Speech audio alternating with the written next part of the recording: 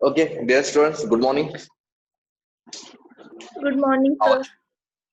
Good morning, very good morning. First of all, I'm sorry कि कल मैं class नहीं ले पाया आप लोग की. Unfortunately, कल यहाँ पर पावर ही नहीं था. So because of that power cut, I could not make it possible.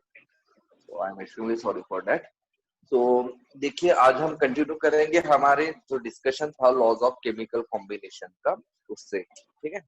So laws of chemical combinations. सो यहाँ पर सबसे पहले मुझे बताइए कि केमिकल कॉम्बिनेशंस का मतलब यहाँ पर क्या हो रहा है. केमिकल कॉम्बिनेशन का मतलब क्या हो रहा है यहाँ पर.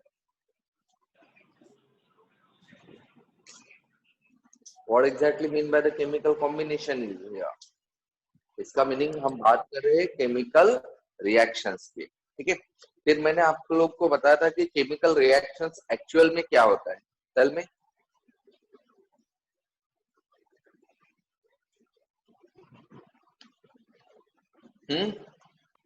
केमिकल रिएक्शंस क्या. Interaction between different atoms or molecules. Very good. Interaction between the different atoms or a compounds or a molecules. Later on फिर हम लोगों ने देखा था कि there are certain laws, ठीक है. केमिकल रिएक्शंस की बात की थी कि केमिकल रिएक्शन में क्या क्या चीजें प्रेजेंट होती है. जैसे for example if I right the chemical reaction A gives B, तो इसमें A क्या होता है. Reactant. Reactants.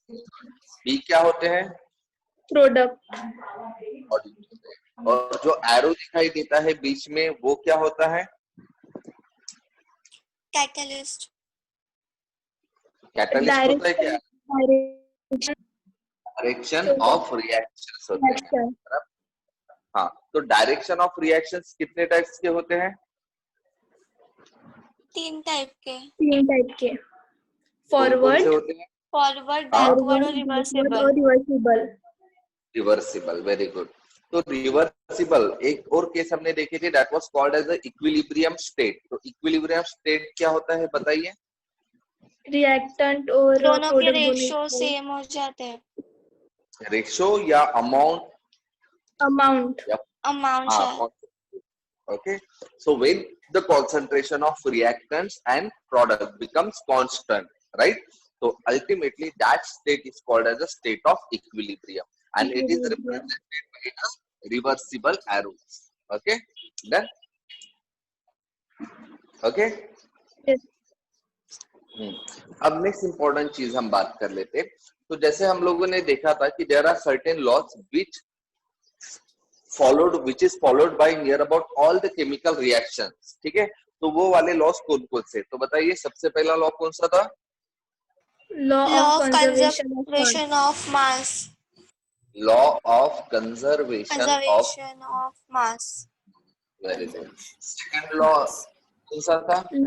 Law of definite proportion. Law of definite proportion. Okay. Then third law कौन सा था. Law of multiple proportion. Very good. Third था law of multiple proportion. Right. Then fourth कौन सा था. Law of reciprocal proportion. That was the reciprocal proportion. And finally law of gaseous volume. Gaseous volumes. Okay. तो last था law of gases volume. Later on फिर हम लोगों ने ये भी देखा था कि इसमें से कौन सा लॉ किसने प्रपोज किया था या एक्सप्लेन किया था. So tell me the name of scientist. सबसे पहला law of conservation of mass किसने बताया था. Antoine Lavoisier. Okay. Antoine Lavoisier. Right. ध्यान में रखना ये लेवोजियर जो होता है he is called as the father of chemistry. इसको हम फादर ऑफ केमिस्ट्री कहते हैं. क्लियर है. लॉ ऑफ डेफिनेट प्रोपोर्शन किसने बताया था. Joseph Proust. Very good. ठीक है. Later on third law of multiple proportion किसने बताया था. John Dalton.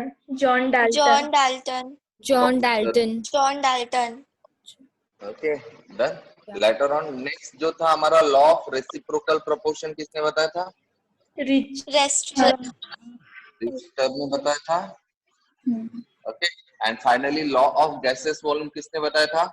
ये लूजर ने बताया था।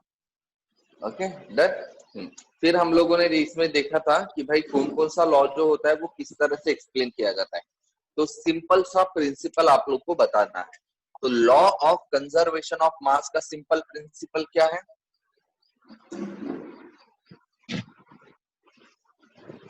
सिर्फ प्रिंसिपल बताना है, ठीक है? आप लोग को कोई एक्सप्लेन करने के लिए मैं नहीं बोल रहा हूँ।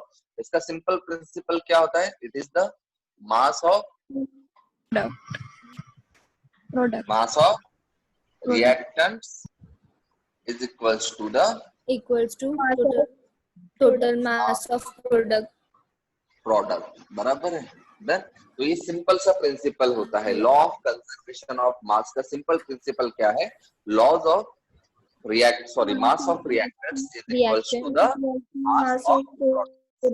mass of product. ठीक है। Then law of definite proportion का सिंपल प्रिंसिपल क्या होता है? ठीक है, इसका सिंपल प्रिंसिपल क्या होता है कि the ratio, combining ratio, okay, combining ratio जो होता है किसी भी एलिमेंट्स का, combining ratio of an elements in a compound is always same. Is always same, though it is, और irrespective हम लिख सकते हैं, irrespective of its source और फॉर्मेशन। ठीक है, देन एटसेट्रा। इसका मतलब क्या होता है कि कोई भी अगर मैं एक कंपाउंड ले लेता हूं, जैसे for example carbon dioxide, okay, right? तो कार्बन डाइऑक्साइड का जो फॉर्मूला होता है वो क्या होता है? It's a CO2। Yes. बराबर? या CO2। यहाँ पर combining ratio of an element, तो यहाँ पर जो एलिमेंट्स है इस कंपाउंड में, हमारा कंपाउंड है कार्बन डाइऑक्साइड, और इसके एलिमेंट्स कौन से? कार्बन डाइऑक्साइड में कौन से एलिमेंट प्रेजेंट है? Carbon and oxygen. Carbon and oxygen. तो इनके कंबाइनिंग रेशो, तो कंबाइनिंग रेशो मतलब CO2 में कार्बन कितना दिखाई दे रहा है?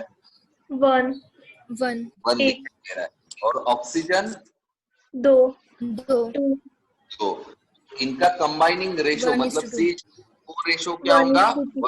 1:2. ओके। अब मैंने बोला है कि इज ऑलवेज सेम, ये हमेशा सेम रहेगा इररिस्पेक्टिव ऑफ इट्स सोर्स या formation. What does it mean? जैसे मैं अगर बात करता हूँ सोर्स की, कार्बन डाइऑक्साइड काफी सारे सोर्सेस से मिल सकता है, ठीक है? It may be present in our body, ठीक है, हमारे बॉडी के अंदर में भी प्रेजेंट होता है। It may be present in our environment, हमारे एनवायरमेंट भी प्रेजेंट होता है, बराबर है? And it may be present in the some of the other cases, like चलो कंसीडर कर लेते हैं कि वो वोल्केनो में भी प्रेजेंट है। Fine, done. तो इन सब में आप लोगों का क्या प्रेजेंट है? कार्बन डाइऑक्साइड प्रेजेंट है, मतलब CO2 ही प्रेजेंट है, बराबर है? तो अब मेरा सवाल ये है कि इसमें जो कार्बन और ऑक्सीजन का रेशो रहेगा हर एक CO2 में, जो मेरे बॉडी से मिल रहा है CO2, एनवायरमेंट से मिलने वाला CO2 और वोल्केनो से मिलने वाला CO2, इन सब में एलिमेंट का रेशो सेम ही रहेगा ना?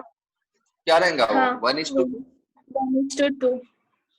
ऐसा तो नहीं होगा कि हमारे बॉडी में जो है CO2 उसमें 1 कार्बन और 2 ऑक्सीजन है, लेकिन वही वोल्केनो में मिलने वाला CO2 में 2 ऑक्सीजन और 1 कार्बन है, ऐसा, सॉरी, 2 कार्बन और 1 ऑक्सीजन है, ऐसा होगा क्या?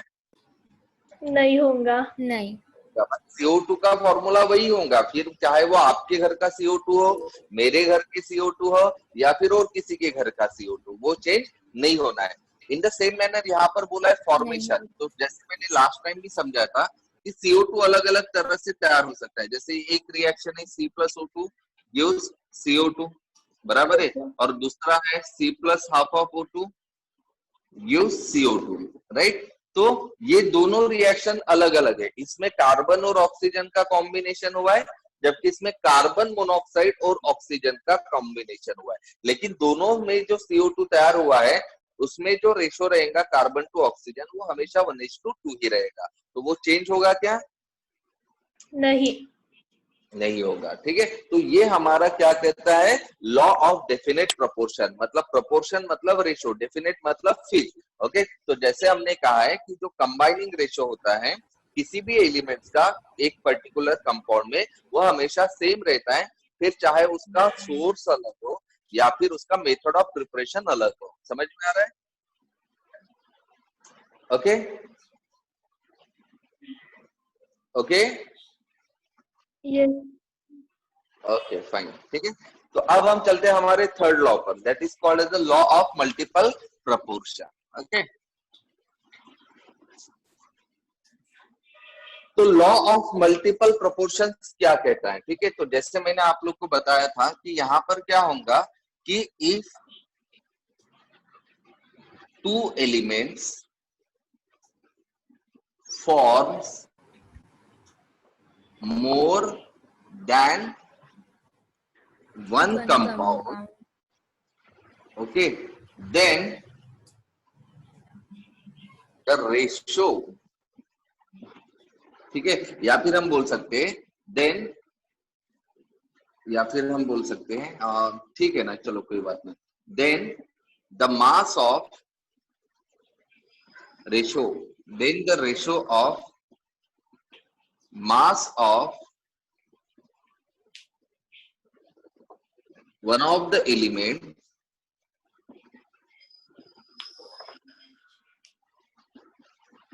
in both compounds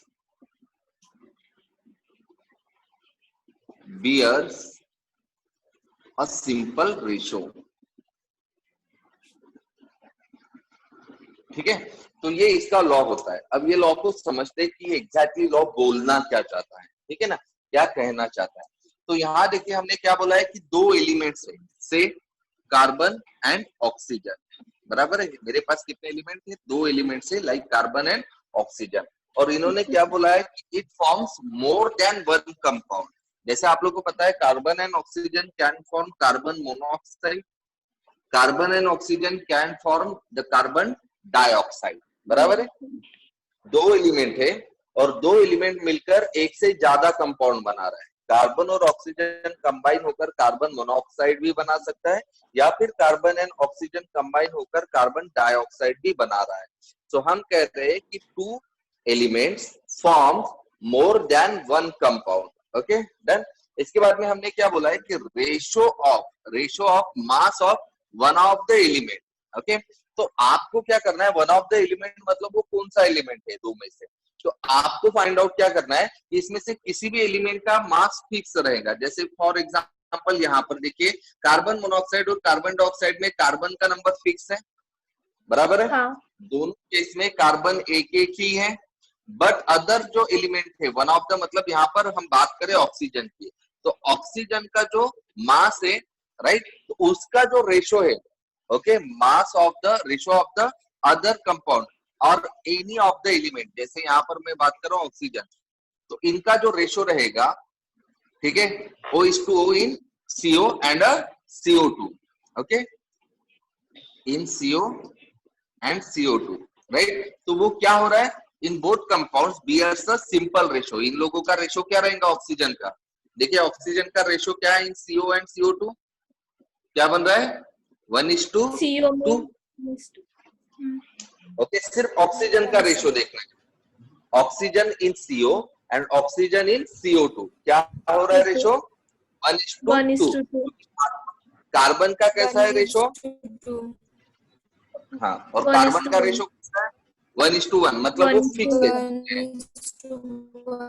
जैसे मैंने कहा है एक एलिमेंट का जो रेशो रहेगा वो सेम रहेगा, बट जो अदर एलिमेंट रहेगा उसका जो रेशो रहेगा वो कैसा रहेगा, सिंपल रेशो रहेगा। कैसा रहेगा वो, सिंपल रेशो। तो ये होता है law of multiple proportion. Clear? हाँ सर। Yes sir. अब जो नेक्स्ट लॉ है हमारा कौन सा लॉ है, that is the law of multiple proportion. कौन सा रहता है वो, law of multiple, sorry multiple नहीं, रेसिप्रोकल, मल्टीपल तो हो गया ना, रेसिप्रोकल प्रोपोर्शन। हाँ, तो ये जो कहता है, एक मिनट, हेलो, हाँ हाँ ठीक है। सो यहाँ क्या बोलता है कि इफ टू एलिमेंट्स, अगर मेरे पास दो एलिमेंट्स है, या फिर टू एलिमेंट्स नहीं, if one element combine with to other elements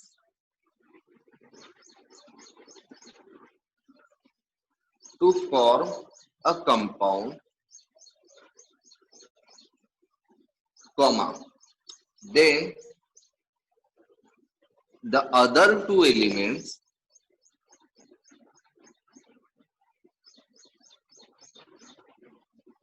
will also combine with each other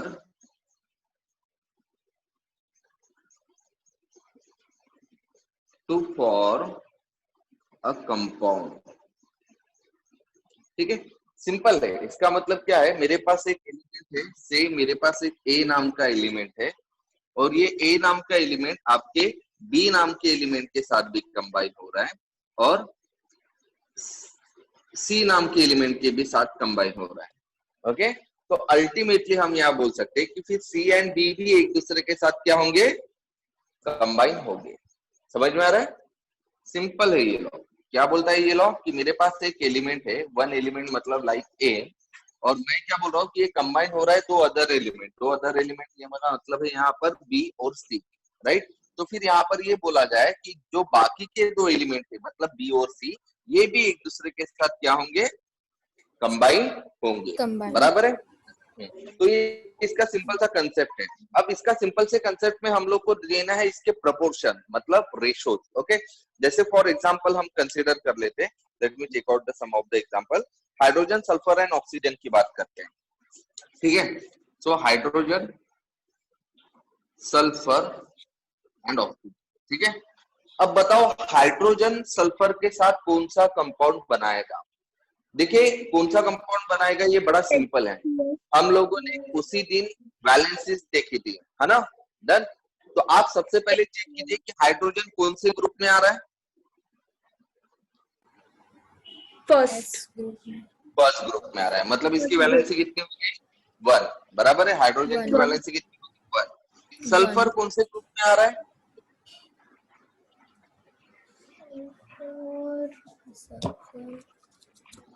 ये पता से आना चाहिए, 16। और 16 अगर ये ग्रुप में, मतलब इसकी वैलेंसी कितनी होती है,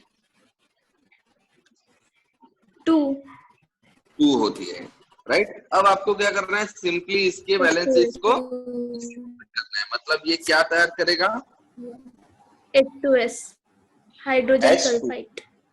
बराबर है, हाइड्रोजन सल्फाइड। H और O का तो पता ही है कंपाउंड क्या होगा, H2 वाटर। बराबर है ना। तो यहाँ पर आप देख पा रहे हो कि जो हाइड्रोजन हमारा कंबाइन हो रहा है विथ ऑक्सीजन है ना, सल्फर, राइट। तो वो क्या हो रहा है, ठीक है, वो किस तरह से हो रहा है, ठीक है, H2S और H2 बना रहा है। इसका मतलब आपका S और O भी कंबाइन होना चाहिए एक दूसरे के साथ, बराबर है। तो बताओ S और O जब कंबाइन होगा एक दूसरे के साथ तो वो कौन सा कंपाउंड बनाता है, SO2 बनाता है, बराबर है। Done, right. और अब मुझे बताओ SO2 में जो सल्फर और ऑक्सीजन का रेशो है वो कैसा है, 1:2। 1:2, मतलब एक सिंपल रेशो है, बराबर है। कैसा है ये, सिंपल रेशो, बराबर है। तो ये कौन से रेशो से बिलोंग कर रहा है, 1:2। ओके, तो एक्चुअल में इसको हम समझते हैं मास के हिसाब से। मास के हिसाब से मतलब जैसे H2S में हाइड्रोजन का मास 1 ग्राम होता है और सल्फर का मास कितना होता है, 32। तो यहाँ पर रेशो होगा मास ऑफ हाइड्रोजन, 2 है हाइड्रोजन तो 2 ग्राम होगा वो एक्चुअली, तो 2:32, मतलब 1:16 होगा ये। हाँ। अब हम बात करते हैं H2O की। तो H2O में H का मास कितना है 2 ग्राम और ऑक्सीजन एक ही है, मतलब वो 16 ग्राम। तो रेशो क्या होगा इसका? हाँ 1:8। 1:8 तो यहाँ पर हमने हाइड्रोजन के मास को फिक्स कर लिया है। अब हम बात करेंगे सिर्फ mass of sulphur to oxygen.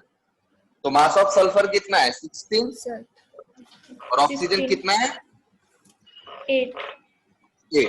तो फिर इसका रेशो क्या होगा 2:1। 2:1 मतलब सल्फर कितने टाइम देना पड़ेगा?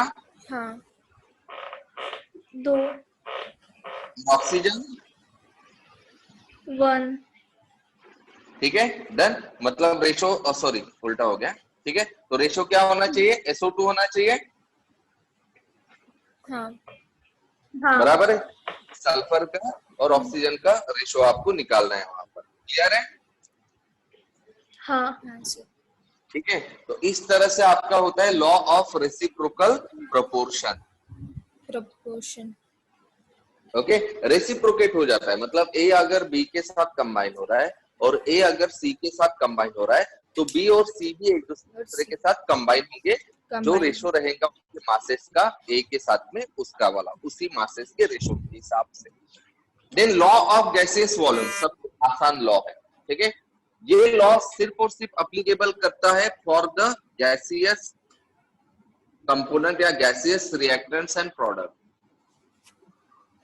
ठीक है This particularly laws applicable only for the reactions involving gaseous reactants and products. जैसे for example 2 times of hydrogen, hydrogen gaseous होता है बराबर है हाँ प्लस O2 ऑक्सीजन भी गैस होती है ऑक्सीजन हाँ 2 टाइम्स ऑफ H2O। तो यहाँ जो वाटर तैयार होगा वो भी गैसियस में ही तैयार रहेगा, बाद में उसको कंडेंस करना पड़ेगा। ठीक है डन। तो यहाँ पर आप देख पा रहे हो अब ये लॉ क्या कहता है कि यहाँ पर जो रेशो रहेगा ratio of gaseous reactant and a product. तो जैसे यहाँ पर गैस कितना मोल है गैस का, हाइड्रोजन गैस का मोल कितना प्रेजेंट है 2 मतलब यहाँ पर बोलेंगे 2। ऑक्सीजन का कितना मोल प्रेजेंट है 1 नहीं 1 और H2O वाटर का कितना मोल प्रेजेंट है 2 मैंने लास्ट टाइम ही बताया था मोल मतलब ये कोएफिशिएंट जो हम कंपाउंड के आगे लिखते हैं। जैसे हाइड्रोजन के आगे 2 है मतलब 2 मोल, ऑक्सीजन के आगे कुछ भी नहीं लिखा है मतलब 1 मोल, H2O के आगे 2 लिखा है मतलब 2 मोल। तो अब हम क्या करेंगे कि इनका जो वॉल्यूम, अब मैं इसको वॉल्यूम ही बोल रहा हूँ। Okay I am not considering it as a mole but I am considering it as a volume. Okay तो जो गैसियस रिएक्टेंट और प्रोडक्ट का वॉल्यूम है इनका रेशो, तो क्या होगा इनका रेशो 2:1 सिंपल रेशो है हाँ बराबर। हाँ तो यही वो लॉ कहता है। क्या कहता है गैसियस वॉल्यूम का लॉ कि in a gaseous reactions okay the ratio of the gaseous reactants and a product always bear a simple ratio. Okay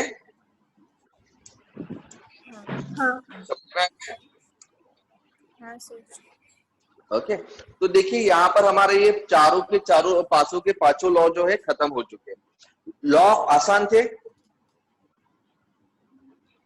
आसान थे बट लॉस के ऊपर जो न्यूमेरिकल्स आपके बेस होते हैं वो होते हैं टफ। ठीक है लेकिन उसको भी सॉल्व करने का एक तरीका होता है। अगर वो तरीका आप लोगों को पता चला then ultimately the numericals will also becomes easier. Okay then so now let's consider some of the numericals related to this gaseous laws. Okay laws of chemical combination. सबसे पहले ध्यान में रखना कि काफी सारे न्यूमेरिकल्स ऐसे होते हैं जिसमें आपको पता चलेगा कि भाई हम लोगों को कौन सा लॉ एक्सप्लेन करना है बराबर है। लेकिन काफी सारे न्यूमेरिकल्स ऐसे रहेंगे कि जिसमें आपको बताना पड़ेगा कि भाई ये वाला जो डेटा आप लोगों को दिया है न्यूमेरिकल्स में वो डेटा कौन से लॉ को एक्सप्लेन करता है। ठीक है ना। तो इसके लिए कुछ चीजें आप लोगों को दिमाग में रखनी है। ठीक है तो पहले मैं वो चीजें बता देता हूँ, हिंट बता देता हूँ जिससे आप लोग को ये समझ में आ जाए कि मुझे कौन से लॉ को एक्सप्लेन करना है। ठीक है अगर न्यूमेरिकल में दिया है कि भाई ये लॉ को एक्सप्लेन करो तो आसान है, लेकिन अगर न्यूमेरिकल में ऐसा दिया होगा कि state that which law of chemical combination is illustrated, okay, मतलब ये बताओ कि ये न्यूमेरिकल कौन से लॉ ऑफ केमिकल कॉम्बिनेशन को एक्सप्लेन कर रहा है, तब हमारे लिए थोड़ा सा डिफिकल्ट हो जाएगा। Got it? तो आप क्या करेंगे, सबसे पहले न्यूमेरिकल्स के पढ़ने के बाद में जो कंपाउंड से उसके ऊपर फोकस करो, कंपाउंड्स, ओके, कंपाउंड्स, हाँ राइट, मैं एलिमेंट्स की बात नहीं कर रहा हूं, मैं कंपाउंड्स की बात कर रहा हूं। आप सबसे पहले ये फोकस करो कि कंपाउंड्स मेरे पास कितने हैं, मेरे पास एक ही टाइप का कंपाउंड है क्या, टाइप्स ऑफ कंपाउंड्स, ओके, मतलब कितने टाइप्स के कंपाउंड मेरे पास प्रेजेंट है, वन टाइप के कंपाउंड है या फिर मेरे पास टू टाइप्स है, ठीक है, या फिर मेरे पास मोर देन टू टाइप्स है, या फिर थ्री और मोर, थ्री टाइप्स, फिलहाल के लिए ऐसे समझिए, ठीक है, डन, राइट। ये देखो, अगर मेरे पास एक ही टाइप का कंपाउंड दिया हुआ है तो समझ जाने का कि वो क्या कर रहा है, आइदर वो लॉ ऑफ कंजर्वेशन ऑफ मास को एक्सप्लेन करेगा, ठीक है, डन। देन टू टाइप के अगर मेरे पास कंपाउंड दिया हुआ है तो वो एक्सप्लेन करेगा लॉ ऑफ कौन सा, मल्टीपल प्रपोर्शन, बराबर। और अगर मेरे पास थ्री या उससे ज्यादा टाइप का है, मतलब वो कौन सा लॉ एक्सप्लेन कर रहा है, लॉ रेसिप्रोकल प्रपोर्शन, बराबर है, डन। लेकिन अभी इसमें भी एक चीज आती है कि जब मेरे पास एक ही टाइप का कंपाउंड है तो वो सिर्फ लॉ ऑफ कंजर्वेशन ऑफ मास को एक्सप्लेन करेगा क्या, नहीं, यहाँ पर दो लॉ होते हैं एक्सप्लेन, बराबर है, राइट। वो होता है लॉ ऑफ डेफिनेट प्रोपोर्शन, भी तो बचा है ना, यहाँ पर बचा है, हाँ, बराबर है, डन। तो यहाँ पर वो एक्सप्लेन करेगा कि वन टाइप का अगर कंपाउंड होगा तो वो लॉ ऑफ कंजर्वेशन ऑफ मास, ठीक है, या फिर वो एक्सप्लेन करेगा लॉ ऑफ डेफिनेट प्रोपोर्शन, ठीक है, डन। अब इसमें हम एक्सप्लेन करेंगे कि भाई किस तरह से मैं एक्सप्लेन, मतलब दिमाग में आएगा कि ये जो लॉ है वो कंजर्वेशन ऑफ मास को एक्सप्लेन करवा रहा है या डेफिनेट प्रोपोर्शन को, ठीक है, डन। तो यहाँ पर फिर आप क्या करो, रिएक्शंस के ऊपर फोकस करो, मतलब टाइप्स ऑफ रिएक्शंस, कि मेरे पास दो या उससे ज्यादा रिएक्शन से एक सेम टाइप का कंपाउंड तैयार हो रहा है, ओके, या फिर एक ही पर्टिकुलरली या दो अलग अलग रिएक्शन से दो अलग अलग टाइप के कंपाउंड मेरे तैयार हो रहे हैं, ठीक है। तो ये कुछ चीजें हैं, फिलहाल तो आप यही ध्यान में रखो, जैसे जैसे आगे हम जाएंगे वैसे वैसे और क्लैरिफाई होती जाएंगी, ठीक है।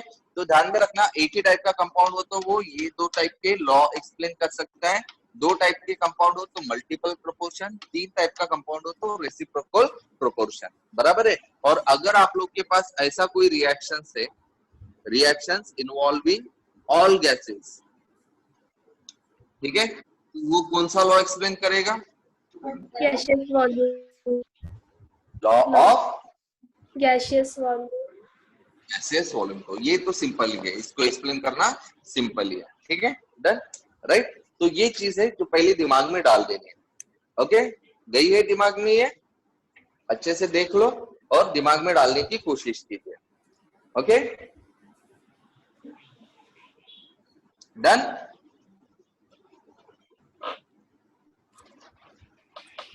अब हम बढ़ते हैं हमारे फर्स्ट न्यूमेरिकल्स की तरफ, ठीक है। तो चलो पहला न्यूमेरिकल हम ले लेते हैं, 5 gram of KClO3, 5 gram of KClO3, potassium chlorate कहा जाता है KClO3 को, yield 3.041, yield 3.041 gram of KCl and 1.36 liter of oxygen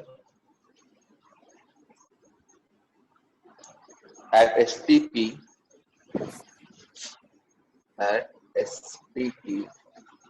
full stop. Show that these figures support the law of conservation of mass. Show that these figures explain the law of conservation of mass within a limit of plus minus 0.4% error.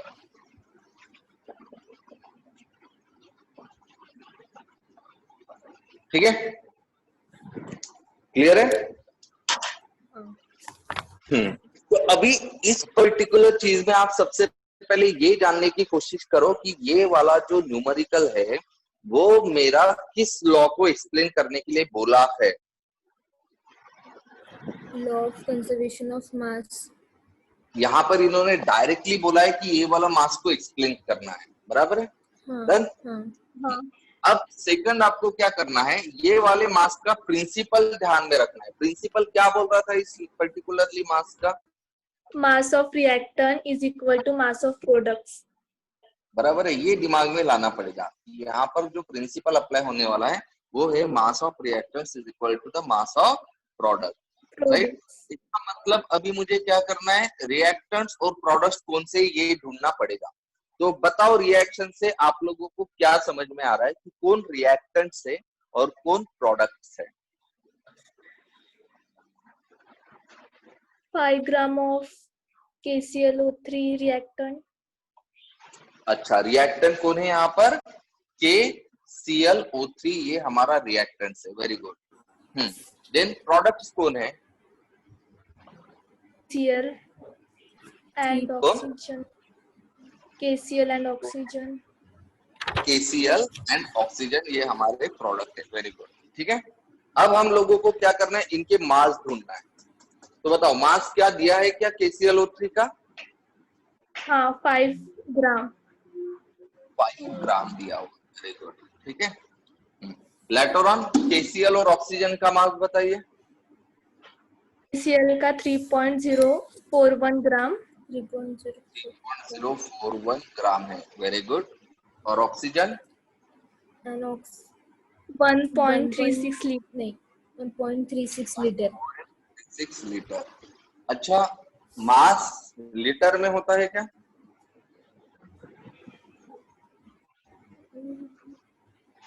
नहीं, unit same क्या? नहीं है। नहीं, तो फिर आपको ग्राम में क्या करना, ग्राम में कन्वर्ट करना पड़ेगा। ग्राम में अब इसके लिए आपको क्या यूज करना पड़ेगा? मोल कंसेप्ट। मोल कंसेप्ट, वेरी गुड, ठीक है। तो बताओ मोल कंसेप्ट, अगर मैं मोल को किस में कन्वर्ट कर सकते हैं बताइए? Atoms, mass and ions, atom, molecules. Atoms, molecules या फिर आयंस। कैसे कन्वर्ट करेंगे? Multiplied by Na। अगर वही मुझे एटम्स, मॉलिक्यूल से आयंस को करना है मोल में कन्वर्ट, तो डिवाइड बाई Na। देन मोल को हम किसमें कन्वर्ट कर सकते हैं? मास और वेट। हाँ, तो कैसे कन्वर्ट करेंगे बताइए? मल्टीप्लाइंग इट बाय मॉलिक्यूलर और एटॉमिक मास। मॉलिक्यूलर और एटॉमिक मास। एटॉमिक मास से मल्टीप्लाई करेंगे, और वही अगर मुझे मास को मोल में कन्वर्ट करना है तो डिवाइडिंग इट बाय मॉलिक्यूलर और एटॉमिक मास। वेरी गुड, ठीक है। देन मोल को हम और किस में कन्वर्ट कर सकते हैं? वॉल्यूम में। वॉल्यूम में। कैसे कन्वर्ट करेंगे बताइए? Multiply by 22.4 litre. Multiplied by 22.4 litre. और अगर वॉल्यूम को मोल में कन्वर्ट करना है तो डिवाइडिंग इट बाय 22.4 लीटर। अब इस वाले केस में मुझे किसको किस में कन्वर्ट करना है? लीटर को ग्राम में। को मास में। वॉल्यूम को मास में। तो वॉल्यूम को मास में डायरेक्टली कन्वर्ट कर सकते हैं क्या? नहीं, तो पहले वॉल्यूम को किसमें कन्वर्ट करेंगे? मोल में। मोल में। तो बताओ, मोल वॉल्यूम को अगर मोल में कन्वर्ट करना है तो वॉल्यूम को क्या करना है?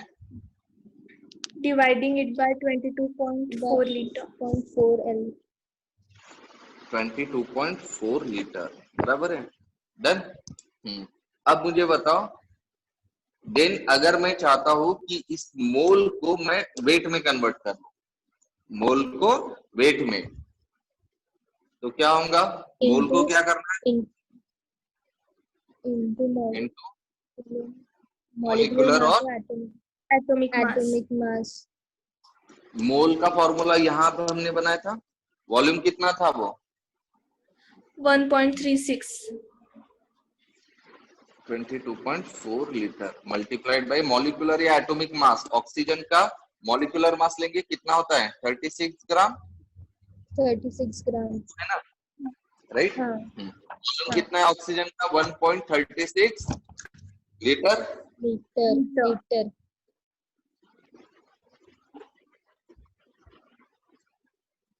चेक करो कितना आ रहा है। 2.18। एक मिनट, 36 में 32 होता है ना ऑक्सीजन का मॉलिक्यूलर मास। 16 into 2 32 होता है ना। 32। 1.94। 1.94, वेरी गुड। तो कितना हो रहा है? 1.94 ग्राम, राइट? तो ये हम यहाँ लिख देंगे कितना? 1.94 ग्राम, राइट?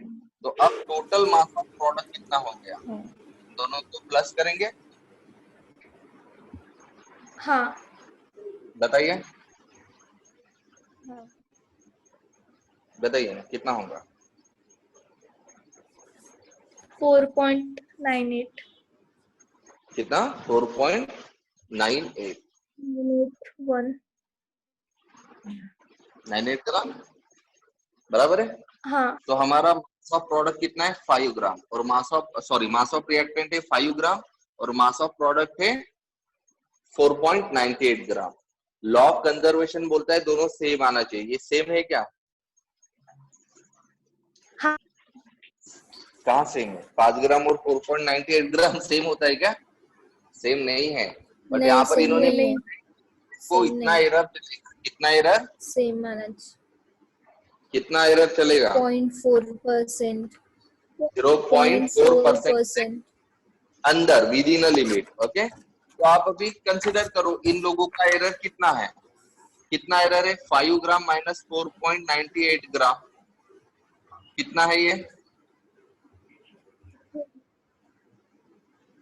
0.02।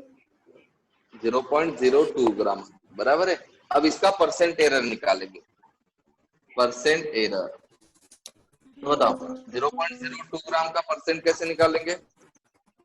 आउट ऑफ 5 0.02 ग्राम, ये 5 ग्राम में, ठीक है? ध्यान में रखना क्या है, 5 ग्राम का एरर कितना है? 0.02 ग्राम हमारा। तो देयरफॉर 100 ग्राम, क्योंकि परसेंट निकालना है मतलब 100 ग्राम, ठीक है? तो x के लिए क्या होगा?